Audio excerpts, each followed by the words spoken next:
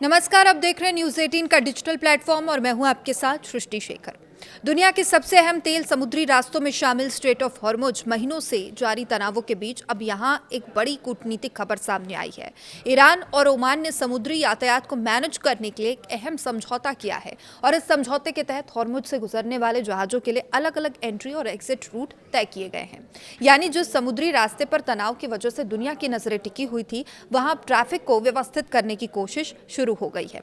लेकिन सवाल यह है कि क्या इस समझौते के बाद अब स्ट्रेट ऑफ हॉर्मुज पूरी तरह खुल जाएगा? क्या दुनिया भर के कमर्शियल जहाज पहले की तरह इस रास्ते से गुजर सकेंगे? और सबसे बड़ा सवाल, क्या इस समझौते से तेल की सप्लाई और अंतर्राष्ट्रीय शिपिंग पर दबाव जो बना हुआ है वो कम होगा?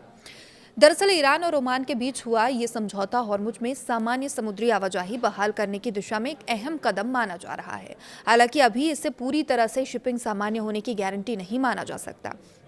तो क्या है ईरान ओमान का समझौता, इस पर बात करते हैं। समझौते के तहत हॉर्मुज से गुजरने वाले कमर्शियल जहाजों के ट्रैफिक को व्यवस्थित करने के लिए अलग अलग समुद्री कॉरिडोर तय किए गए हैं। ईरान आने वाले कमर्शियल जहाजों के ट्रैफिक को संभालेगा, जबकि ओमान बाहर निकलने वाले जहाजों की निगरानी करेगा। इस व्यवस्था का मकसद समुद्र में जहाजों की आवाजाही को स्पष्ट और व्यवस्थित करना है, ताकि जहाजों के बीच कोई टकराव या किसी तरह की सुरक्षा संबंधी घटना को रोका जा सके। इसके लिए दोनों देशों की तकनीकी टीमें अब इन शिपिंग रूट्स के संचालन को अंतिम रूप देने के में जुटी हुई है और इसके साथ ही कम्युनिकेशन सिस्टम, जहाजों के बीच समन्वय और पर्यावरण सुरक्षा से जुड़े नियमों पर भी काम किया जा रहा है।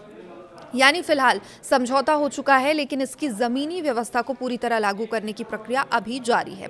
तकनीकी तैयारियां पूरी होने के बाद दोनों देश इसे लेकर संयुक्त औपचारिक बयान भी जारी कर सकते हैं, लेकिन हॉर्मुज खुलने में अभी भी बड़ा पेच है।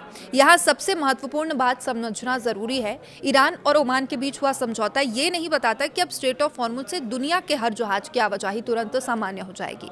ईरान की ओर से अभी भी एक बड़ा मुद्दा कायम है। ईरान का कहना है कि पूरी तरह कमर्शियल नेविगेशन बहाल करने के लिए अमेरिका को अपनी नौसैनिक नाकाबंदी, सैन्य दबाव और आर्थिक प्रतिबंधों को खत्म करना होगा। यानी सामान्य भाषा में कहे तो समुद्री रास्तों को मैनेज करने का इंतजाम जरूर तय होना चाहिए, लेकिन पूरी तरह से सामान्य शिपिंग शुरू होने के लिए सिर्फ समुद्री व्यवस्था काफी नहीं है।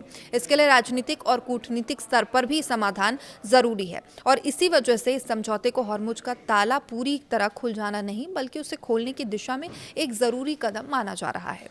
तो देखिए, क्यों इतना महत्वपूर्ण है स्ट्रेट ऑफ हॉर्मुज? अगर इस पर बात करें तो हॉर्मुज जो है वो दुनिया भर के लोग इसे लेकर चिंतित इसलिए हैं क्योंकि फारस की खाड़ी को ओमान की खाड़ी और अरब सागर से जोड़ने वाला बेहद महत्वपूर्ण समुद्री रास्ता ये माना जाता है और दुनिया की ऊर्जा सप्लाई के लिए इसकी भूमिका बेहद अहम है। वैश्विक पेट्रोलियम सप्लाई का करीब 20% हिस्सा इसी समुद्री रास्ते से होकर गुजरता है और इसके अलावा बड़ी मात्रा में LNG यानी कि लिक्विफाइड नेचुरल गैस की सप्लाई भी इसी रूट के जरिए होती है, अंतर्राष्ट्रीय बाजारों तक पहुंचती है। तो इसका मतलब ये साफ है कि अगर हॉर्मुज में तनाव बढ़ा तो जहाज़ों की आवाजाही प्रभावित होगी। उसका असर ईरान नहीं, ओमान नहीं, बल्कि पूरी दुनिया तक रहेगा और इसका सीधा असर दुनिया के तेल बाजार, गैस सप्लाई, शिपिंग कंपनियों और इंश्योरेंस सेक्टर तक पहुंच सकता है। तो देखिए, अब तक तनाव का क्या असर हुआ है वो भी बात बता दें तो महीनों से जारी है तनाव और समुद्री यातायात से रुकावट के पहले अंतर्राष्ट्रीय शिपिंग पर दबाव बढ़ाया। जहाज़ों की सुरक्षा को लेकर चिंता बढ़ने के लिए शिपिंग इंश्योरेंस की लागत भी बढ़ी है और अगर किसी अहम समुद्री रास्ते पर जहाज़ों की आवाजाही जोखिम भरी हो जाती है तो कंपनियों को ज़्यादा प्रीमियम देना पड़ता है। कई बार जहाज़ों को वैकल्पिक रूट अपनाने पड़ते हैं, जिससे यात्रा का जो समय है और लागत दोनों में बढ़ोतरी होती है और जब ट्रांसपोर्ट की लागत बढ़ती है तो उसका असर सीधे चलकर ऊर्जा की कीमतों से लेकर कई दूसरी वस्तुओं की कीमतों तक देखने को मिलता है। और यही वजह है हॉर्मुज में समुद्री यातायात को व्यवस्थित करने के लिए ईरान और ओमान के बीच हुआ समझौता सिर्फ दो देशों के बीच का मामला नहीं है, बल्कि पूरी दुनिया की सुरक्षा, ऊर्जा सुरक्षा इससे जुड़ी हुई है। तो देखिए, अब आगे क्या होगा? फिलहाल सबसे ज्यादा नजर इस बात पर ही है कि दोनों देशों की तकनीकी टीमें नए जो तय किए गए समुद्री कॉरिडोर है उसे किस तरह से लागू करती है, कम्युनिकेशन सिस्टम कितना प्रभावी होता है, जहाजों को किस तरह निर्देश दिए जाएंगे, एंट्री एग्जिट ट्रैफिक को कैसे नियंत्रित किया जाएगा और सुरक्षा नियमों का पालन किस तरह से कराया जाएगा। अब इन सभी सवालों के जवाब आने वाले दिनों में ही साफ होंगे। इसके बाद अगर जहाजों की आवाजाही सुरक्षित और व्यवस्थित तरीके से शुरू होती है तो इसे हॉर्मुज में तनाव कम करने की दिशा में बड़ा कदम माना जा सकता है। लेकिन जब तक व्यापक राजनीतिक विवादों का समाधान नहीं होता, तब तक ये कहना जल्दबाजी होगी कि स्ट्रेट ऑफ हॉर्मुज पूरी तरह से सामान्य हो गया है।